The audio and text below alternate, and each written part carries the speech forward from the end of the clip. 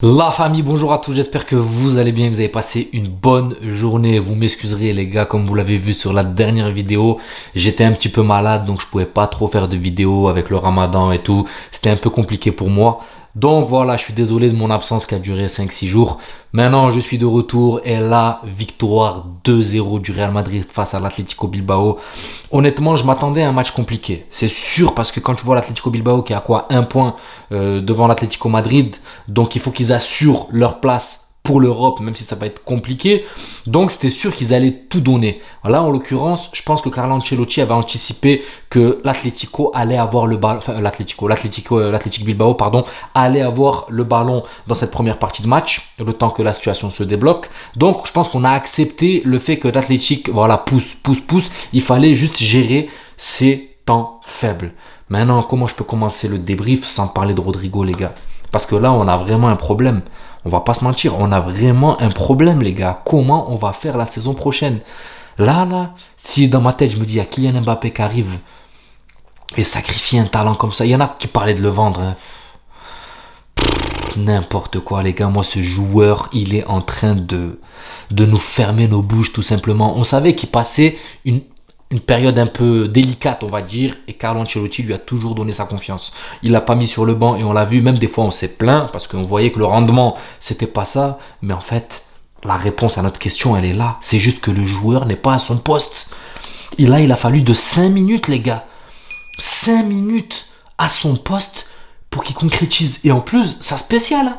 C'est la même que quand Vinicius s'est blessé au début de saison durant un mois. Rodrigo nous a mis cette spéciale 3, 4, 5 fois même les gars. Hein. Là, il a fallu 5 minutes pour qu'il retrouve sa spéciale. Il prend la balle au côté gauche, il pénètre côté droit. Tu as un premier appel de Mendy qui attire deux défenseurs vers lui. Ensuite, tu as Bellingham qui aide Mendy à garder ces trois défenseurs parce qu'il y en a un autre qui suit encore Bellingham. Ça libère le champ à Rodrigo qui arme d'une frappe majestueuse but. Cette conduite de balle où il pénètre vers l'intérieur et il arme de son pied droit, c'est une dinguerie. Le deuxième but, j'en parle même pas, tac, il arrive à une vitesse, ça va trop vite. C'est une dinguerie. Moi, franchement, Rodrigo me bluffe. Et là, je me dis, attendez, si on a un Rodrigo comme ça à ce poste-là, mais d'un côté, je prends le côté positif et je vais vous dire pourquoi il y a un côté positif à tout ça. C'est que la saison prochaine, et je vais pas vous mentir, Vinicius est indéboulonnable à son côté là.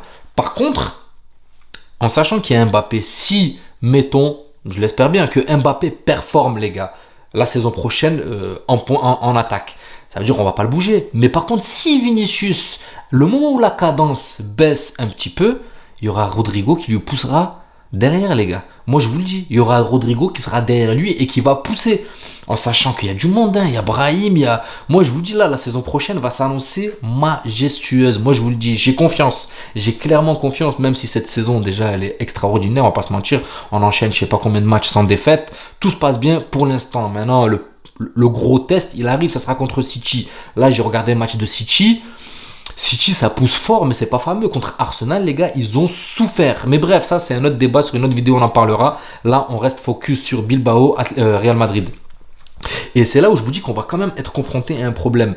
Donc, je vais pas vous mentir, nos ailiers gauches sont trop forts.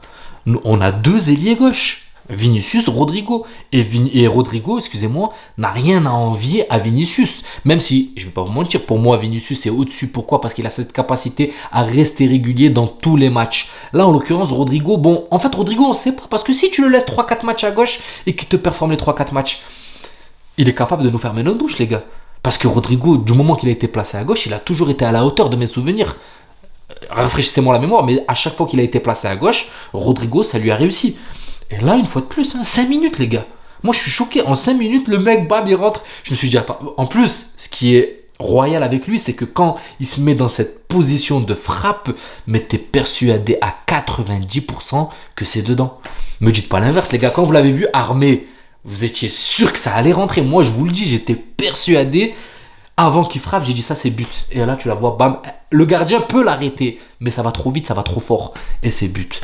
Non, franchement, Rodrigo, majestueux, très très fort sur son côté. Homme du match, homme du résultat, comme l'a dit Da Fonseca et Da Silva, c'est l'homme de tout aujourd'hui. Et il mérite clairement son trophée d'homme du match. Maintenant, il y a un autre joueur que j'ai envie d'encenser, c'est Brahim, les gars. Brahim Diaz, excusez-moi, c'est le couteau suisse. C'est l'homme à tout faire. L'homme que tu trouves dans tous les intervalles. L'homme qui te débloque des situations de psychopathe. L'homme qui a, je vais pas vous mentir, je trouve qu'il a énormément épuré son jeu par rapport à son style de jeu qu'il avait avec le Milan AC. Il a énormément épuré son jeu. Ça veut dire que quand il est enfermé entre 3 joueurs, il va pas essayer de la donner parce que le pressing est tellement dense qu'il sait qu'il va la perdre. Donc, il cogite et il essaye il faut que je me sorte de cette situation tout seul. Il arrive à gagner une faute ou il arrive à dribbler des fois les 3. C'est une dinguerie, on ne sait pas comment il fait. Mais vu qu'il est petit, centre de gravité très bas, je l'ai déjà dit, il arrive à se sortir de situations incroyables. Et par contre, il y a des fois où il faut juste faire une petite déviation pour ne pas ralentir la fluidité de l'action actuelle. Et le mec, il sait qu'il faut faire ça. Donc, une petite déviation, une petite touche, une petite talonnade, une petite bam, ça dévie, paf. Et l'action, elle continue dans sa fluidité. Il est super fort. Moi, Brahim me choque de plus en plus. Là, avec le Maroc, le mec, en l'espace de 2 matchs, il s'est intégré comme si ça faisait 10 ans qu'il est là. Le mec, il est là au milieu de terrain. Bon, maintenant, il n'a pas les joueurs qu'il a autour de lui au Real Madrid, c'est sûr. Mais je suis sûr qu'avec le temps, avec un peu plus d'entraînement, et puis voilà, ça va le faire. Ça va le faire. Mais là, avec le Real, quand il a tout ça autour de lui et qu'il peut développer son jeu, c'est monstrueux. Ce rôle de 10 là, et en plus ce qui est intéressant, c'est qu'il peut jouer 10 dans l'axe et il peut se décaler sur la droite. Et là, ça équilibre l'animation offensive du Real Madrid. Pourquoi? Parce que quand on a Vinicius côté gauche et Rodrigo côté droit. Rodrigo n'aime pas jouer à droite. Les ballons lui arrivent que très peu rarement. Pourquoi? Parce que les joueurs savent que Rodrigo n'aime pas jouer à droite. D'accord? Donc il lui apporte moins de ballons. Et qu'est-ce qui se passe? Quand Rodrigo n'a pas les ballons, il est frustré. Donc après, on le voit se rapprocher de Vinicius pour essayer de combiner avec lui côté gauche. Et ça laisse un trou côté droit où on a Valverde qui comble un petit peu pour attirer les équipes adverses. Mais là, quand on a Brahim qui peut jouer et un peu dans l'axe, coller avec Bellingham pour essayer de combiner et en même temps coller la ligne à droite pour créer un équilibre, là ça va de tous les côtés parce que des fois on voyait des occasions partir côté Brahim, des fois on voyait des occasions partir côté Vinicius côté Rodrigo. Je suis matrixé par Vinicius parce que c'est son côté, on va pas se mentir, hein. Donc voilà, c'est pour ça que c'est très très intéressant de voir Brahim Diaz qui apporte clairement de la fluidité à ce jeu du Real Madrid. Défensivement, on va pas se mentir, le Real a été costaud. Nacho, depuis qu'il a les oreilles qui sifflent avec le retour de Militao, d'ailleurs, gros standing ovation pour Militao qui a refait son retour, les gars, depuis les croisés. Aujourd'hui, il a eu droit à quelques minutes. Comme je le disais, la défense, elle a fait le taf qu'il fallait. Nacho, il a fait son match. Rudiger, une fois de plus, monstrueux. Mendy, défensivement, on va pas se mentir, c'est très très costaud. Tu peux pas le bouger comme ça, Mendy en défense, c'est incroyable. Certes, il n'y a pas cet apport offensif, mais Rodrigo le comble en fait. On lui demande pas trop d'en faire parce que Rodrigo est là et il arrive un peu à combler ce manque du latéral. Mais défensivement, c'est une dinguerie. Tu mets Mendy accompagné de Bellingham qui fait un énorme travail lui aussi, qui vient toujours aider dans les deux côtés, dans les deux latéralités. Il vient aider les latéraux qui sont en difficulté et ça fait un pressing de fou les gars. À chaque fois on arrive à ressortir, même si on va dire que l'Athletic Bilbao jouait à la baballe, mais c'était stérile. Ça amenait à rien. Il était enfermé, Iñaki Williams, sur son côté. Il n'a rien pu faire. De l'autre côté, pareil, c'était bloqué avec 107, ou je ne sais plus comment il s'appelait, là, celui qui était de l'autre côté.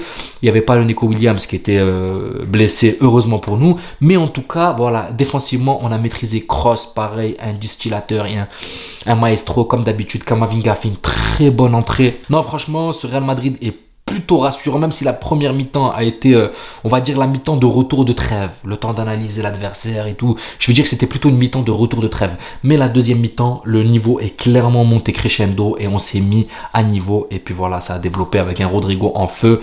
Et après, voilà, les entrées de Rosselló et tout. Comme d'habitude, c'est le changement habituel que nous fait Carlo Ancelotti. Donc voilà la famille, j'espère que la vidéo vous plaira. N'hésitez pas à vous abonner, à liker, ça donnera beaucoup de force à la chaîne. Et je vous dis à la prochaine vidéo et prenez soin de vous. Ciao la famille.